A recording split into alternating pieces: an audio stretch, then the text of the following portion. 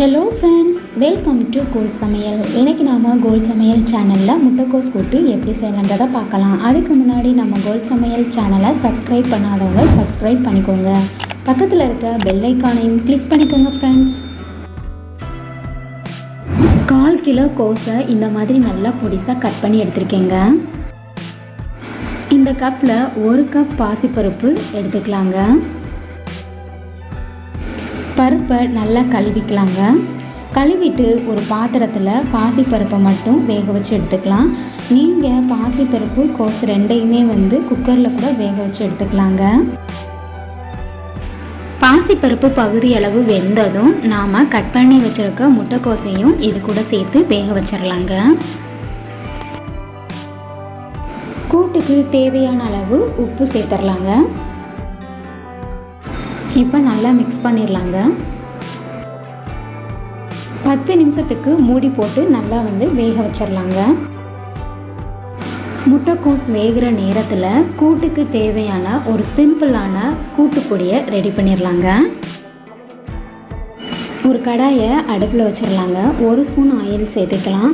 இதில் வரமிளகாயை கிள்ளி தான் நான் சேர்த்துக்க போகிறேன். மிளகாய் உங்களுக்கு எந்தளவு காரம் அதிகமாக தேவையோ அதுக்கு தகுந்த மாதிரி நீங்கள் மிளகாயை ஆட் பண்ணிக்கலாம். ஒரு துண்டு பட்டை, ஒரு ஏலக்காய், 2 கிராம்பு, இது எல்லாத்தையும் லைட்டாக வறுத்துட்டு நம்ம நல்லா ஃபைன் பேஸ்ட்டாக அரைச்சி எடுத்துக்கலாங்க. 3 தேங்காய் சில இந்த மாதிரி பொடியாக கட் பண்ணி எடுத்து வச்சுருக்கேங்க. நம்ம ஏற்கனவே வறுத்து வச்சுருக்க பட்டை கிராமையும் இது கூட சேர்த்துட்டு நல்லா ஃபைன் பேஸ்ட்டாக அரைச்சி எடுத்துக்கலாங்க. தேங்காயை நல்லா நைஸாக அரைச்சி எடுத்தாச்சுங்க. இப்போ கூட்டை தாளித்து விட்டுறலாங்க. ஒரு கடாயில் தேவையான அளவு ஆயில் சேர்த்துக்கலாங்க. 1/2 ஸ்பூன் கடுகு சேர்த்துக்கலாம். சீரகம் 1/2 ஸ்பூன் சேர்த்துக்கலாங்க. கடுகு நல்லா பொரிஞ்சதும் ஒரு கொத்து கருவேப்பிலை சேர்த்துக்கலாம். சின்ன வெங்காயம் 1 கைப்பிடி பொடியாக கட் பண்ணி எடுத்து வச்சுருக்கேங்க. அதையும் இது கூட சேர்த்துட்டு நல்லா வெங்காயத்தை வதக்கி விட்டுடலாம்.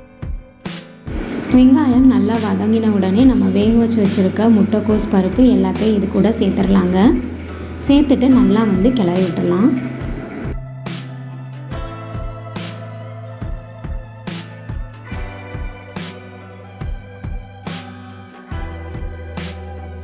அரைச்சி வச்சுருக்க தேங்காய் மசாலாவை இது கூட சேர்த்துடலாங்க.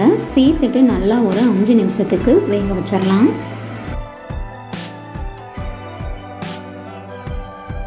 முட்டைக்கோஸ் கூட்டு இப்போ நமக்கு சூப்பராக ரெடி ஆயிருச்சுங்க.